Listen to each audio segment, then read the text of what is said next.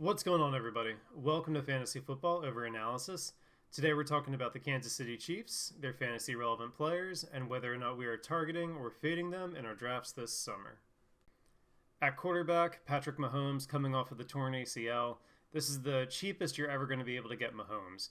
For the first time since the first year that Mahomes became a starter, he's ranked outside of the QB1 ranks completely.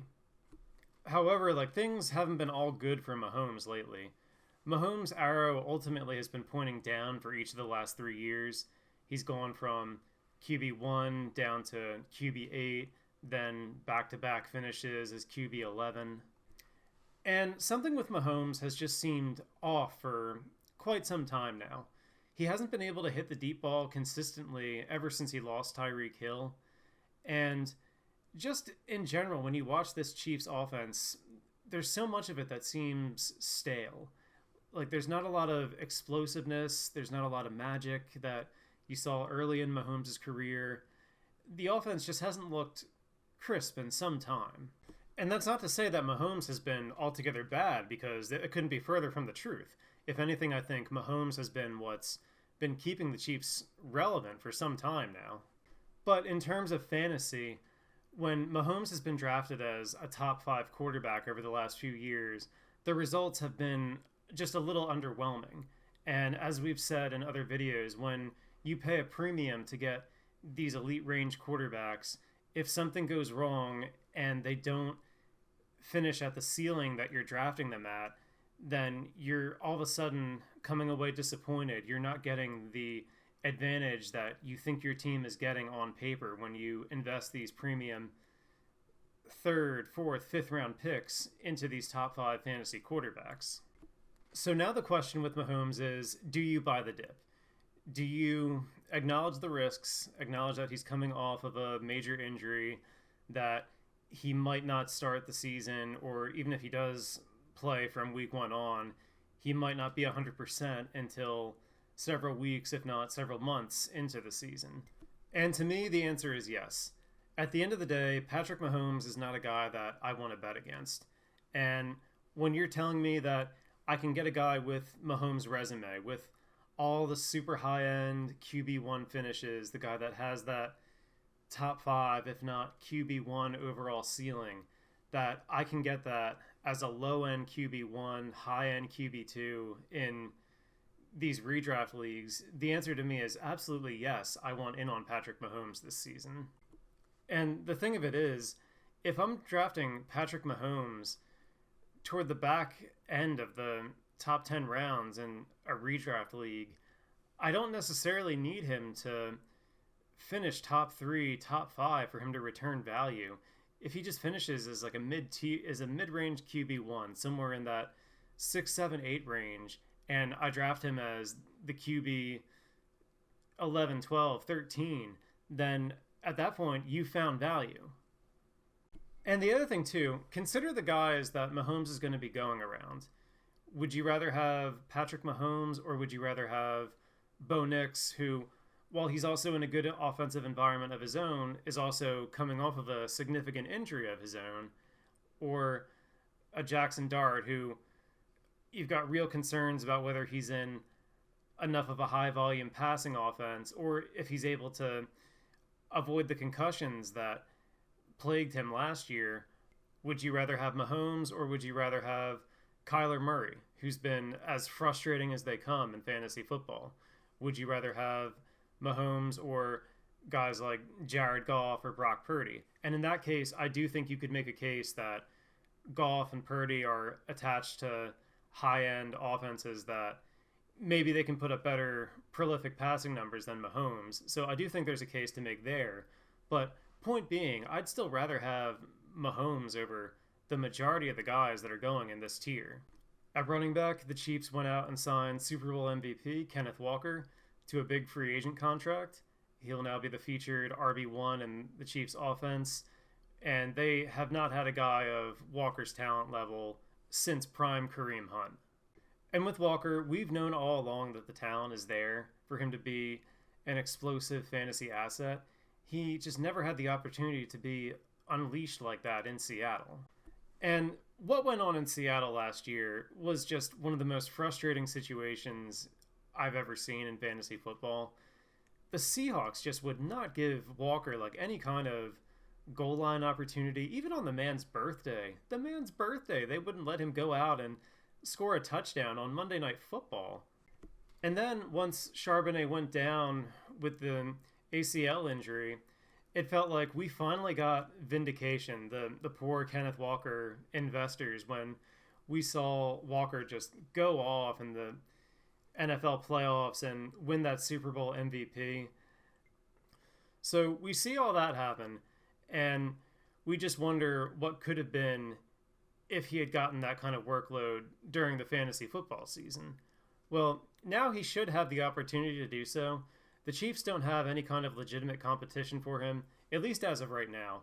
I mean, we could get to August and they could bring back Kareem Hunt once again, and that would be enough to scare the hell out of any Walker owner. But if the situation remains what it is, Walker should be primed for an opportunity to finally be unleashed as an RB1 in fantasy, especially with Patrick Mahomes coming back from his ACL injury. Even if Mahomes is playing in week 1, you'd think the Chiefs would go towards a run-heavy approach just to make life easier for Mahomes until he gets fully up to speed. So what questions do we still have about Kenneth Walker and his upside at this point? Well, for one, you could say that we still haven't actually seen him finish as an RB1 in his career. He's never been anything better than a mid-tier RB2. Also, Walker is someone that always has had durability issues, so there is question if the Chiefs do give him a full workload, is he going to be able to hold up? Is he going to be able to make it through a full season? And it's not to say that he can't do it, just plain and simple, we haven't seen him do it yet. Ultimately for me, I'm in on Ken Walker. I think that when you go out and you pay a guy like this in free agency, I can't imagine a world where you don't feature him, where he's not a focal point of your offense, especially where the Chiefs have been so lacking at the running back position for so long now.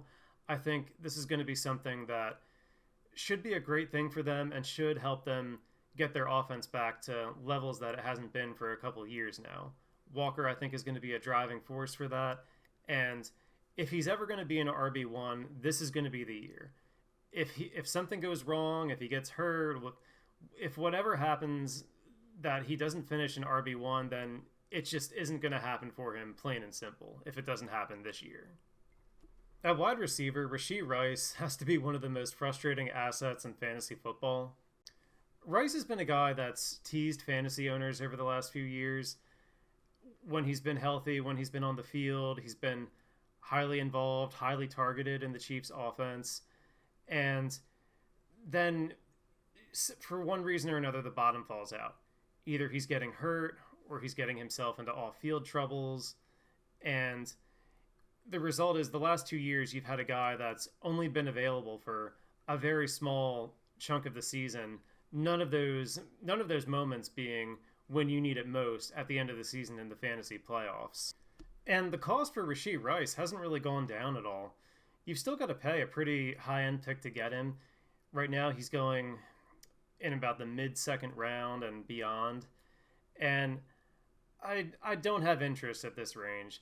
I'd rather have Nico Collins, a guy who I talked about in the Texans video as a fade for me at his cost. I'd rather have Nico than Rashee Rice. But in this range, I'd also much rather take guys like Omarion Hampton or Chase Brown at the running back position. I'd rather skip receiver at this range and wait for the Emeka Egbuka, Luther Burden, Ted McMillan tier in round 4. And then opposite Rashee Rice, you have Xavier Worthy. Worthy, who was one of the biggest busts in fantasy football last year. The success that he had at the tail end of his rookie year did not carry over to year 2 at all. He was injured. He was ineffective when he was on the field. He had no chemistry with Patrick Mahomes. And while you can get Worthy very cheap right now as a post-hype sleeper, this just isn't someone that I have a lot of interest in. Frankly, I thought Worthy was outplayed by Tyquan Thornton, who the Chiefs signed off of the street in training camp last year. And I think Thornton is a guy to keep an eye on in deeper formats. If Worthy were to go down again, then I think Thornton could thrive if he gets another shot for an expanded role. But in your standard leagues, Thornton is someone that you can ignore in drafts. And then at tight end, I'm in for one last ride for Travis Kelce. Kelce has been in a decline for the last couple of years, but even in a diminished state, Kelce still finished as the tight end 3 last year, which is really surprising when you look at some of those numbers. And he's done so despite not being used as prominently in the red zone the last few years as he has throughout his career. Last year, only scoring a couple of touchdowns. Imagine if Kelce were to run hot for one more season with touchdowns. Is it out of the realm of possibility that Kelce could produce one more double-digit touchdown season? I don't think it is at all. And given that you can draft him, in some cases, maybe even outside of the tight end 1 range, I think Kelce is a phenomenal value to chase this year, especially for a late tight end build. You could easily do Kelce and then do a Chigakonkwo later than that, and then you just see which one plays out to be the better option. That's going to do it for this one, guys. So with the Chiefs, I'm buying the dip on some of these guys. I'm interested in Mahomes. Ken Walker is the one pricier guy that I will go after. I think he does have great RB1 upside for this year. Like I said, if this isn't the year for him, then it never will be. The wide receivers for Kansas City, Rashee Rice, Xavier Worthy, I don't have a lot of interest in. And again, Travis Kelce, I think is a great value as a late round tight end. But thank you guys so much for watching, and we will talk to you next time when we go over the Denver Broncos.